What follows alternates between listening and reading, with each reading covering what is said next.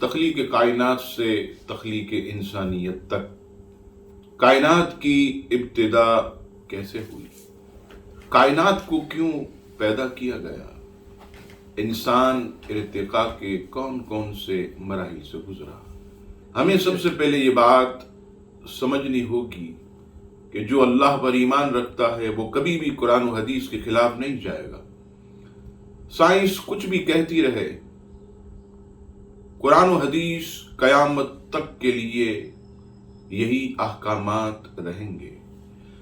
مگر سائنس کی تھیوریز ہمیشہ تبدیل ہوتی رہتی ہیں، اور یہ بات بھی ہم سب جانتے ہیں کہ آج جو پوری دنیا میں سائنسی ٹیکنالوجی ہے وہ سب کی سب یہود و نصارہ کے ہاتھ میں ہے، اور یہود و نصارہ کبھی اسلام اور مسلمانوں کے دوست نہیں ہو سکتے۔ اس لیے اللہ پاک نے ان کے لیے غیر المغضوب علیہم ولا الضالین فرمایا۔ ان پر اللہ تبارک و تعالی کا غضب ہے، تو جو سائنس کی بات قرآن و حدیث کے مطابق ہو اس کو ہم تسلیم کرتے ہیں، اور جو بات قرآن و حدیث کے خلاف جائے ہم اسے تسلیم نہیں کریں گے۔ میں اس بات کو تسلیم کرتا ہوں کہ یہ مسلمانوں کی بڑی کمزوری ہے کہ انہوں نے ٹیکنالوجی کی طرف توجہ نہ دی، جس کی وجہ سے پوری دنیا میں مسلمان اس وقت پستی کا شکار ہیں۔ سب سے پہلے جانتے ہیں کہ اللہ تبارک و تعالی نے اس کائنات کو کیوں تخلیق کیا۔ جب ہم قرآن و حدیث کی طرف دیکھتے ہیں تو ہمیں کئی ایسے ریفرنس ملتے ہیں کہ جس سے آپ کو یہ ظاہر ہوتا ہے کہ اسلام نے ہمیں ازل سے لے کر ابد تک سب کچھ تفصیل سے بتایا، اور جو کچھ ہو چکا، جو کچھ ہونے والا ہے، اس کائنات کی ابتدا ایسے ہوئی جب کچھ بھی موجود نہ تھا۔ حدیث قدسی 11ویں صدی کے مجدد حضرت شاہ عبدالحق محدث دہلوی رحمت اللہ تعالی علیہ محقق علی الاطلاق تمام مکاتب فکر کے نزدیک مسلمہ شخصیت، اپنی کتاب میں اسے نقل کرتے ہیں۔ مصنف عبد الرزاق میں بھی کئی احادیث کی کتب میں یہ موجود ہے حدیث قدسی کہ رب کریم نے جب یہ ارادہ فرمایا کہ لوگ میری عبادت کریں میں پہچانا جاؤں، جب وہ چھپا ہوا خزانہ تھا تو رب کریم نے اپنے نور کے فیض سے سب سے پہلے کائنات میں اپنے حبیب کے نور کو پیدا فرمایا۔ یہاں میں ایک بات کی وضاحت کر دوں کہ جو لوگ یہ کہتے ہیں کہ قرآن میں ہمیں ایسا کچھ نہیں ملتا کہ جس سے یہ بات واضح ہو کہ اللہ نے اپنے نبی کے نور کو سب سے پہلے تخلیق فرمایا، تو میرے بھائی قرآن مجید یہ اللہ کا کلام ہے۔ یہ قانون کہاں لکھا ہے کہ جو قرآن مجید میں ہو صرف اسے مانا جائے، احادیث کریمہ کا انکار کر دیا جائے؟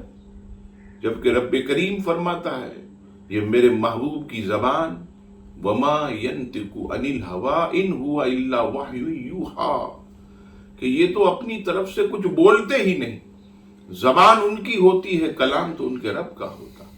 اسی زبان سے قرآن مجید فرقان حمید بیان ہوا، اسی زبان سے قول رسول جس کی اہمیت رہتی دنیا تک مسلمہ ہے، وہ ہمیشہ جو ہے وہ مسلمانوں کے ایمان میں داخل رہے گی۔ تو ضروری نہیں ہے کہ جو قرآن مجید میں نہ ہو تو اس کا انکار کر دیا جائے۔ تو یہاں پر ایک بات یاد رکھیے گا کہ قرآن مجید فرقان حمید کو ماننے سے پہلے ہمیں حدیث کو پہلے لازمی ماننا پڑے گا کہ پیارے مصطفیٰ کریم صلی اللہ تعالی علیہ وسلم نے بتایا کہ قرآن قرآن ہے اور حدیث حدیث ہے۔ اب آئیے کائنات کی ابتدا۔ امام عبد الرزاق جو کہ حضرت امام بخاری علیہ رحمہ کے بھی استاذ، آپ فرماتے ہیں کہ مجھے حضرت معمر رضی اللہ تعالیٰ عنہ نے ان سے امام ابن منقدر رضی اللہ تعالیٰ عنہ اور انہیں حضرت جابر رضی اللہ تعالیٰ عنہ نے بیان کیا کہ میں نے رسول اللہ صلی اللہ تعالیٰ علیہ وسلم سے پوچھا کہ اللہ تعالیٰ نے سب سے پہلے کون سی چیز پیدا کی؟ آپ صلی اللہ تعالیٰ علیہ وسلم نے ارشاد فرمایا، اے جابر، وہ تیرے نبی کا نور ہے، اللہ تعالیٰ نے اسے پیدا فرما کر اس میں سے ہر خیر پیدا کی اور اس کے بعد ہر شے پیدا فرمائی۔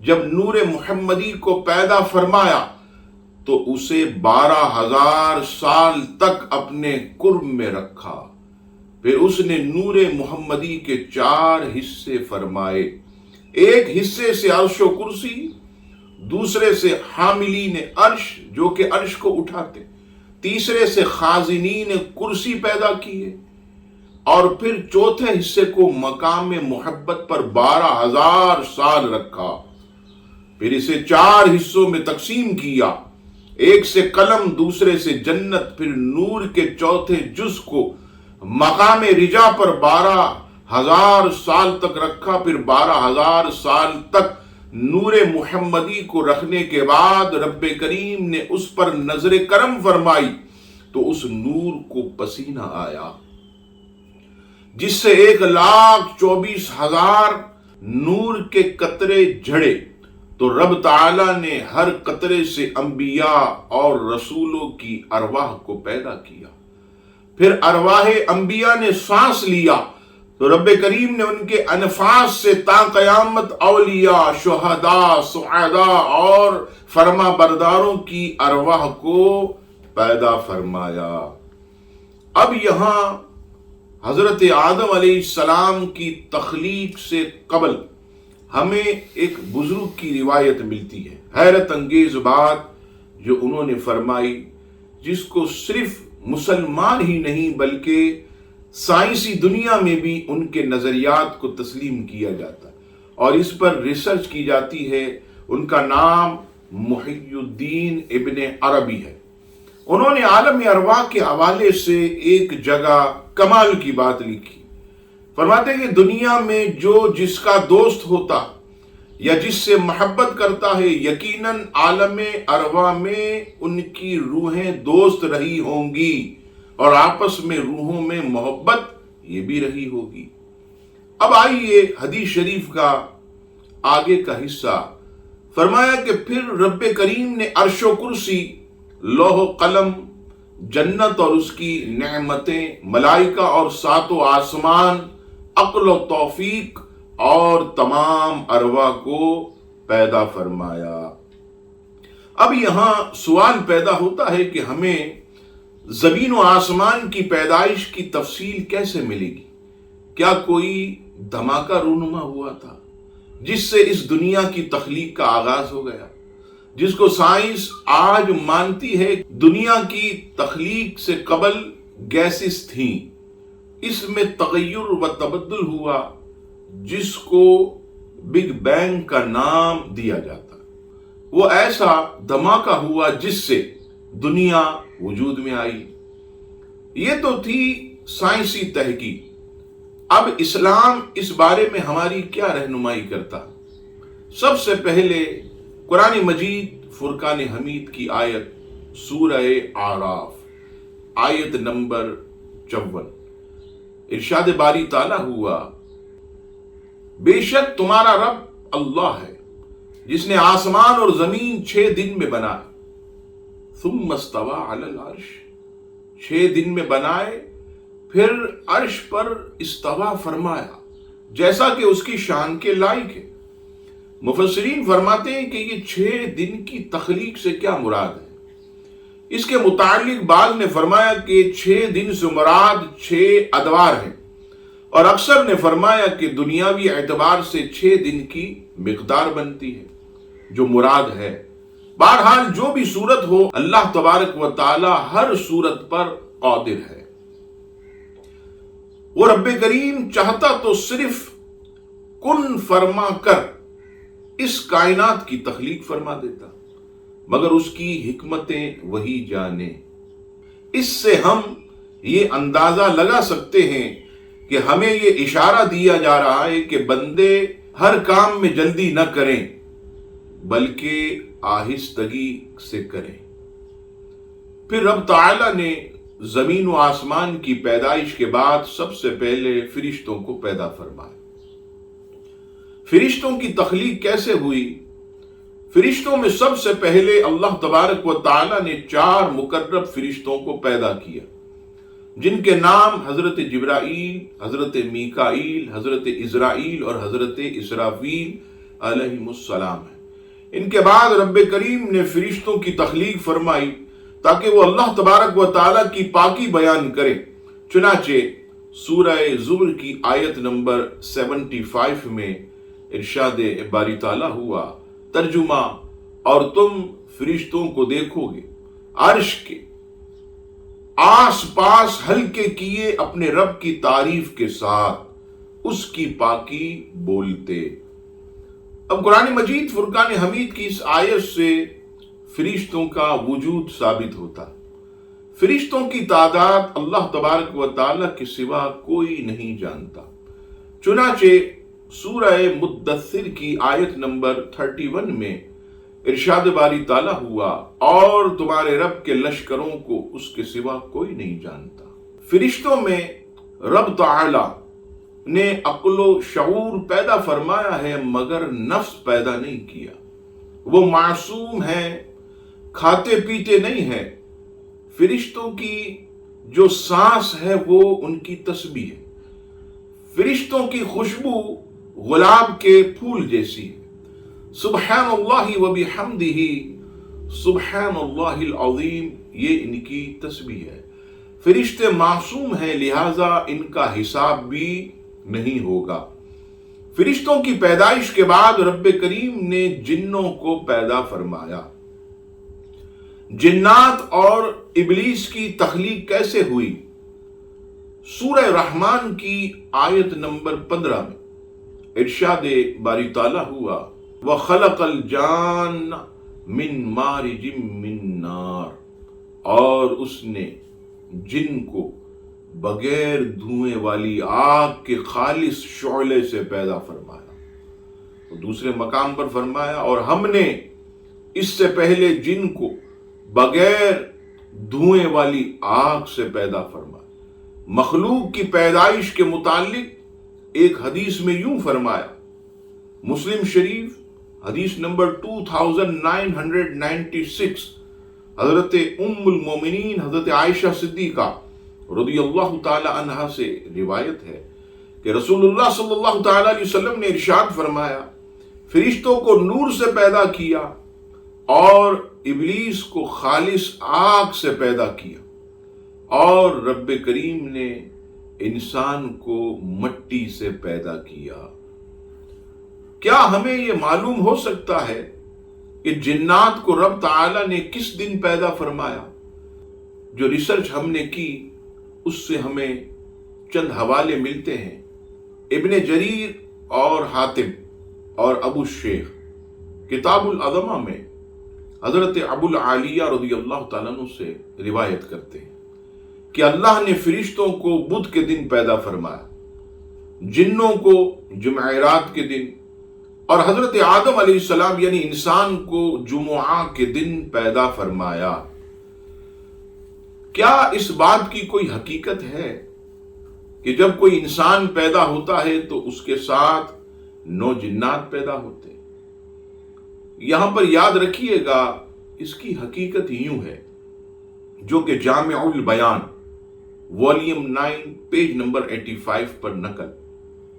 حضرت عمر رضی اللہ تعالیٰ عنہ فرماتے ہیں کہ جب انسان کا ایک بچہ پیدا ہوتا تو جنات کے یہاں 9 بچے پیدا ہوتے۔ اب دیکھیے، انسان ایک پیدا ہوتا ہے، جنات 9 پیدا، یعنی ہم سے 9 گنا زیادہ یہ جنات ہیں۔ کیا جنات کے رہنے کی کوئی خاص جگہ یا جنات کہیں بھی رہ سکتے ہیں؟ تو آئیے، امام طبرانی معجم کبیر میں حدیث پاک نقل فرماتے ہیں، حدیث نمبر 1143، حضرت بلال بن حارث رضی اللہ تعالیٰ عنہ فرماتے ہیں کہ ہم رسول اللہ صلی اللہ تعالیٰ علیہ وسلم کے ساتھ ایک سفر میں تھے، تو آپ قضاء حاجت کے لیے تشریف لے گئے. میں آپ کے پاس پانی کا برتن لے گیا تھا تو میں نے لڑنے جھگڑنے کی ایک آواز سنی، اور اس طرح کی آواز میں نے اس سے پہلے کبھی نہیں سنی تھی. جب رسول اللہ صلی اللہ تعالی علیہ وسلم تشریف لائے تو آپ صلی اللہ تعالی علیہ وسلم نے فرمایا کہ میرے پاس مسلمان جنات اور مشرک جنات آپس میں لڑ رہے تھے. ان لوگوں نے مجھ سے درخواست کی کہ میں انہیں رہنے کی جگہ دوں، تو میں نے مسلمان جنات کو ٹیلوں اور چٹانوں میں جگہ دی اور مشرک جنات کو پشت زمین یعنی گھڑوں، گاٹیوں اور غاروں میں رہنے کی جگہ دی. اب آئیے، کیا سوراخ میں پیشاب کرنا منع ہے؟ امام ابو داؤد شریف میں حدیث پاک نقل فرماتے ہیں، حدیث نمبر 69. حضرت عبداللہ بن سرجس حضرت قتادہ رضی اللہ تعالیٰ عنہ سے روایت کرتے ہیں کہ رسول اللہ صلی اللہ تعالیٰ علیہ وسلم نے بل یعنی سوراخ میں پیشاب کرنے سے منع فرمایا. لوگوں نے حضرت قتادہ رضی اللہ تعالیٰ عنہ سے پوچھا کہ بل میں پیشاب کرنے سے منع کیوں فرمایا گیا؟ تو حضرت قتادہ رضی اللہ تعالیٰ عنہ نے فرمایا کہ بل جنات کے رہنے کی جگہ ہے. اب آئیے، کیا جنات کی کوئی خاص غذا ہے؟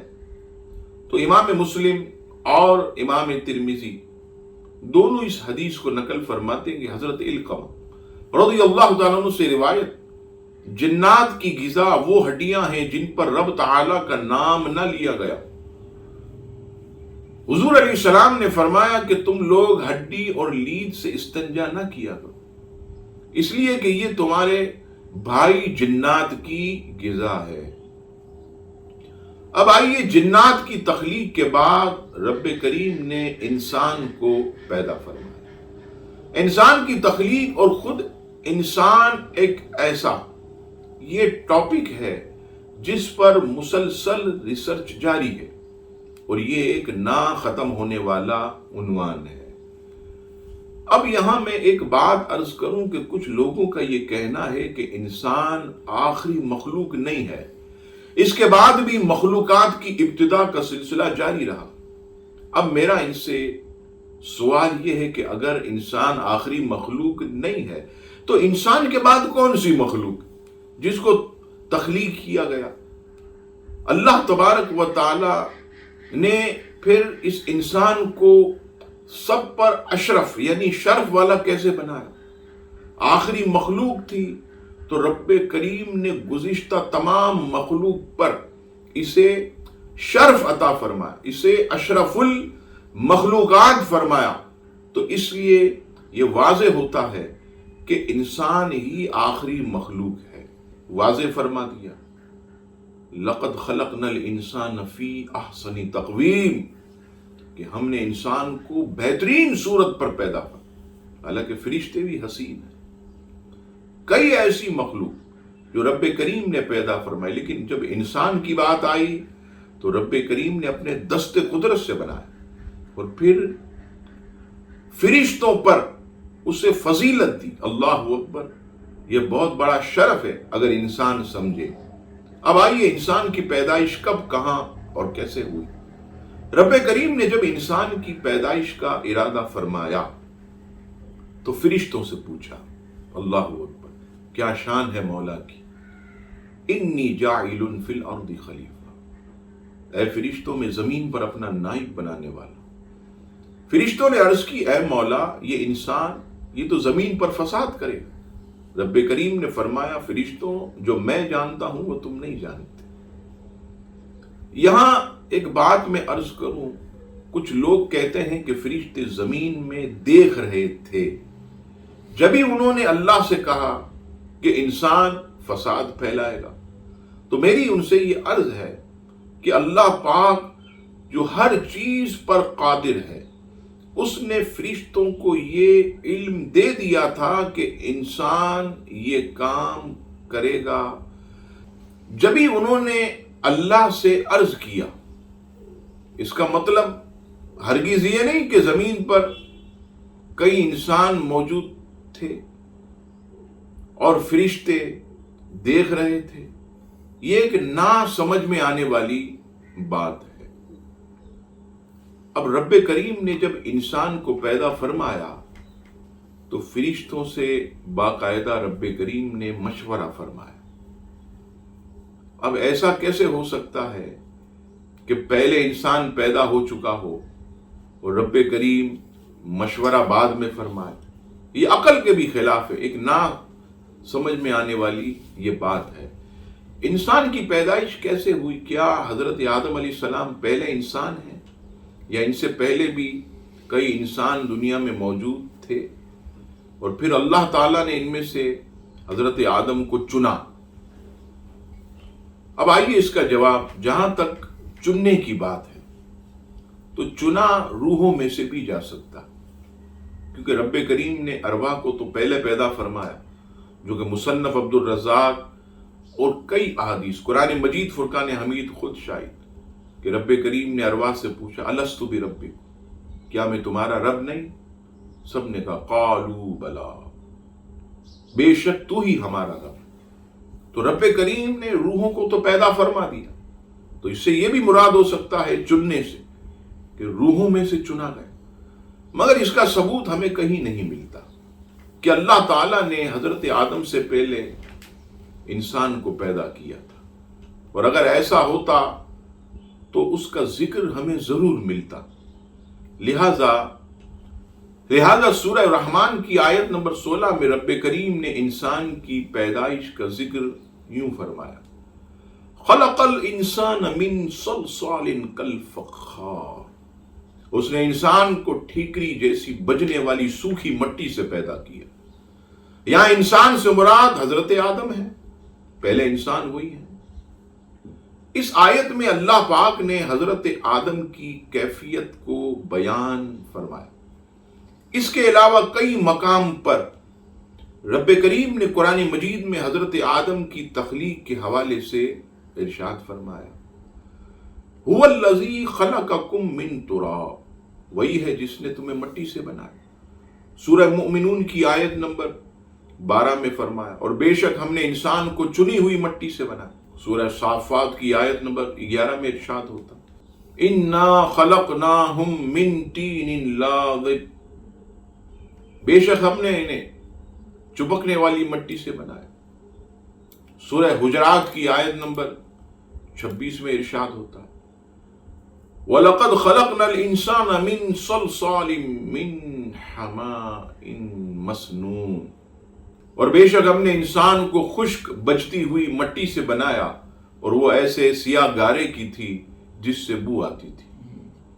اب ان تمام آیات سے یہ نتیجہ نکلا کہ حضرت آدم علیہ السلام کی تخلیق سے پہلے ہر قسم کی مٹی جمع فرمائی گئی، پھر اسے پانی سے گوندا گیا تو وہ مٹی جو ہے ایسا سیاہ گارا بن گئی جس سے بو آتی تھی.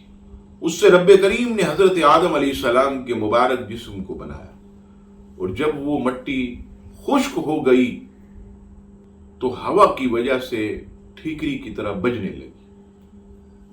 سورہ اعراف کی آیت نمبر 11 رب کریم فرماتا ہے، وَلَقَدْ خَلَقْنَاكُمْ، اور بے شک ہم نے تمہیں پیدا کیا.